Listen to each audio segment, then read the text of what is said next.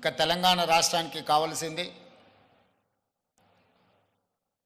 Temple tourism, health tourism, eco tourism. ఒక రాష్ట్రం యొక్క ఆదాయం పెరగాలి, ఒక రాష్ట్రానికి గుర్తింపు రావాలి అని అంటే పరిశ్రమలు, పెట్టుబడులే కాదు, ఆ రాష్ట్రంలో ఉన్న టెంపుల్ టూరిజం, ఎకో టూరిజమే ఆ రాష్ట్రం యొక్క ఆదాయాన్ని పెంచడమే కాకుండా రాష్ట్రం యొక్క గుర్తింపు, గౌరవాన్ని కూడా పెంచుతుంది. ఈరోజు మనకు సంబంధించిన మిత్రులు కావచ్చు, బంధువులు కావచ్చు, చాలామంది వాళ్ళ పిల్లల పెళ్ళిళ్ళు చేయాలన్నా, శుభ కార్యక్రమాలు ఏమైనా చేయాలి అని అంటే మన ప్రాంతం కాకుండా రాజస్థాన్కో లేకపోతే ఇతర దేశాల్లోకి వెళ్ళి అక్కడ కార్యక్రమాలు చేసుకుంటున్నారు. దానికి ప్రధానమైన కారణం ఆ ప్రాంతంలో ఉండే టెంపుల్ టూరిజం, అదేవిధంగా ఎకో టూరిజం.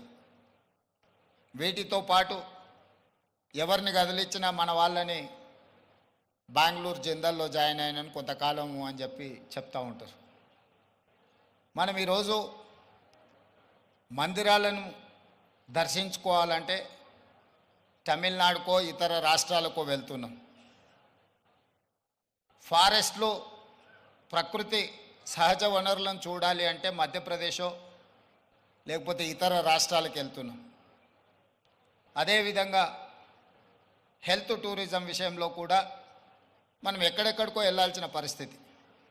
కానీ అన్ని సహజ వనరులు ఉన్న తెలంగాణ రాష్ట్రంలో ఇప్పటి వరకు ప్రభుత్వాల దృష్టి ఈ హెల్త్ టూరిజం మీద, ఎకో టూరిజం మీద, టెంపుల్ టూరిజం మీద ఫోకస్ లేకపోవడం వల్ల అద్భుతమైన ఆలయాలు ఉన్న తెలంగాణ రాష్ట్రం, అది 1000 స్తంభాల గుడి కావచ్చు, యునెస్కో గుర్తింపు పొందిన రామప్ప మందిరం కావచ్చు, లేకపోతే శ్రీశైలం కావచ్చు, రాజన్న వేములవాడ రాజన్న మందిరం కావచ్చు, ఇట్లాంటి చాలా మందిరాలు, ప్రపంచ ప్రఖ్యాతిగాంచిన మందిరాలు మన దగ్గర ఉన్నాయి. ఈరోజు కవాల్ కావచ్చు, tiger reserve forest, Nallamala tiger reserve forest కావచ్చు, జూపల్లి కృష్ణారావు గారు ప్రాతినిధ్యం వహిస్తున్న కొల్లాపూర్ ప్రాంతం, నల్లమల అటవీ ప్రాంతం, కృష్ణానది జలాలు ప్రవహిస్తున్న ప్రాంతం, అక్కడ మందిరాలకు, అక్కడ ప్రకృతి సహజ వనరులకు కొదవలేదు. మల్లెల తీర్థం లాంటి ప్రాంతాలు మన దగ్గర ఉన్నాయి. కానీ వీటికి ఇవ్వాల్సినంత ప్రాధాన్యత, తీసుకురావాల్సినంత గుర్తింపు తీసుకురాకపోవడం వల్ల మన రాష్ట్రంలో temple tourism, eco tourism, health tourism వెనుకబడుతున్నది. ఈరోజు ఎకో టూరిజంలో టూరిజం పాలసీని ఈ మధ్యలోనే శాసనసభలో మనం చర్చించడం, దానికి మంత్రి జూపల్లి కృష్ణారావు గారే ఆ పాలసీ తయారీలో కీలక పాత్ర పోషించారు. రాబోయే కొద్ది రోజుల్లో టూరిజం పాలసీని తీసుకొచ్చి టూరిజం పాలసీలో ఎకో టూరిజంను ప్రోత్సహించాలని ఈరోజు మన ప్రభుత్వం ముందుకు వెళ్తున్నది. కానీ ప్రభుత్వానికంటే ముందే ఎకో టూరిజం ఈరోజు రామదేవరావు గారి ఏర్పాటు చేసిన 150 ఎకరాలలో ఒక అద్భుతాన్ని సృష్టించిండు. ఈ అద్భుతం వారికి ఒక్కరికి ఆదాయం తెచ్చిపెట్టేది కాదు, రాష్ట్రానికి కూడా ఆదాయం తెచ్చిపెడుతుంది, రాష్ట్రానికి కూడా గుర్తింపు, గౌరవం తెచ్చిపెడుతుంది. ఈరోజు మనం మొక్కలు కొనాలంటే గోదావరి జిల్లాలకు వెళ్ళాల్సిన పరిస్థితి.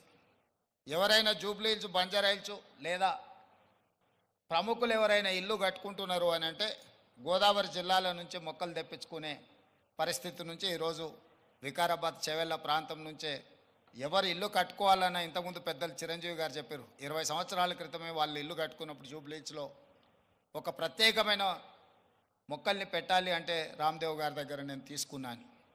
ఇది ఇంకా అభివృద్ధి పదం వైపు నడవాలి. ఈరోజు ఇక్కడ జరిగిన అభివృద్ధి, ఇక్కడ మన కళ్ళకు కనిపిస్తున్నది 30%. నేను అనుకోవడం ఇంకొక సంవత్సరంన్నర తర్వాత ఇది ఒక అద్భుతమైన పర్యాటక క్షేత్రంగా మారుతుంది అనడంలో ఎలాంటి సందేహం లేదు. ఖచ్చితంగా ఇది ఆ దిశగా రాణిస్తుంది. ఇక్కడ మేము కొంతనే చూసినాం, మిగతా ఏర్పాట్లు కూడా అద్భుతంగా చేస్తున్నారు. దీంతో పాటు ఇంతకుముందే మా యాదయ్య గారు చెప్తున్నారు, వికారాబాద్కి హవా లాఖో రూపాయి కా దవా అని. వికారాబాదులో ఉన్న అడవిని ఆనాడు నిజాం సర్కార్ మెడిసినల్ ప్లాంట్స్ పెట్టి మీకు మొత్తం తెలంగాణ రాష్ట్రంలో ఉండే టెంపరేచర్ కంటే చిరంజీవి గారు వికారాబాద్లో వికారాబాద్ అటవీ ప్రాంతంలో 2-3% టెంపరేచర్ తక్కువ ఉంటుంది. లెప్రసీ వచ్చిన వాళ్ళని వీళ్ళని తీసుకొచ్చి ఇక్కడ వికారాబాద్ ప్లాంటేషన్ అక్కడ వదిలేస్తే 2 మంత్స్లో ఆటోమేటిక్ ఏ ట్రీట్మెంట్ అవసరం లేదు. ఇక్కడ ఉండే ప్రకృతి సహజ వనరుల వల్ల వాళ్ళకి ఆ రోగం నివారించబడుతుంది. గతంలో మెడికల్ ట్రీట్మెంట్ లేనప్పుడు ఎవరికైనా లెప్రసీ వస్తే వాళ్ళ కుటుంబ సభ్యులను ఇక్కడ తీసుకొచ్చి వికారాబాద్లో వదిలేస్తే 2-3 నెలల తర్వాత వాళ్ళని మళ్ళీ తీసుకెళ్తే వాళ్ళు టీబీకి సంబంధించి ఏ సమస్య వచ్చినా ఇక్కడ ఆ కుటుంబ సభ్యులను వదిలేసిపోతే 2-3 నెలలలోనే ఆటోమేటిక్ ఇక్కడున్న ప్రకృతి సహజ వనరులతో వాళ్ళకి తగ్గిపోయేది. అంటే ఈ ప్రాంతానికి ఒక ప్రత్యేకత ఉన్నది. అందుకే ఈరోజు జిందాల్ లాంటి వాటికి ఎక్కడికో వెళ్ళడం కాదు, ఇక్కడనే పెద్ద పరిశ్రమలకు సంబంధించిన వ్యక్తులు తొందరలోనే ఇక్కడ పెద్ద ఎత్తున ఏర్పాటు చేయబోతున్నారు వికారాబాద్ ప్రాంతంలో. మొన్ననే దావోస్లో అగ్రిమెంట్ చేయడం జరిగింది. తొందరలో వికారాబాద్ ప్రాంతాన్ని ఎకో టూరిజంలో పూర్తి స్థాయిలో అభివృద్ధి చెయ్యాలని ప్రభుత్వం ఏదైతే అనుకుంటుందో ఒక అడుగు ముందు ప్రభుత్వానికంటే రామ్దేవ్ గారు వేసి ఇంత మంచి వ్యవస్థని ఇక్కడ ఏర్పాటు చేసిండు. తొందరలో ఈ ప్రాంతం యొక్క అభివృద్ధికి ఇది ఒక ప్రాతిపదిక అవుతుంది. అందుకే ఈరోజు ఈ నిర్వాహకులను రామ్దేవ్ గారిని మనస్ఫూర్తిగా తెలంగాణ రాష్ట్ర ప్రభుత్వం అభినందిస్తుంది. ఇంకా రావాలి ఇట్లాంటి పర్యాటక క్షేత్రాలు. ఇదొక వ్యాపార కేంద్రంగా కాకుండా పర్యాటక క్షేత్రంగా కూడా రాణిస్తుంది అనడంలో ఎలాంటి సందేహం లేదు. ఈరోజు నాతో పాటు చిరంజీవి గారు, సీఎం రమేష్ గారు, మా మంత్రులు, శాసనమండలి సభ్యులు, శాసనసభ్యులు అందరూ రావడం, ఇట్లా కార్యక్రమం రోజువారీగా ఎన్నో రాజకీయ కార్యక్రమాలలో పాల్గొంటుంటాం. కానీ ఈ కార్యక్రమంలో పాల్గొనడానికి ఒక ప్రత్యేకత ఉన్నది. ఈ ప్రత్యేకత రాష్ట్రం యొక్క ఆలోచనకు అనుగుణంగా ఉన్నది.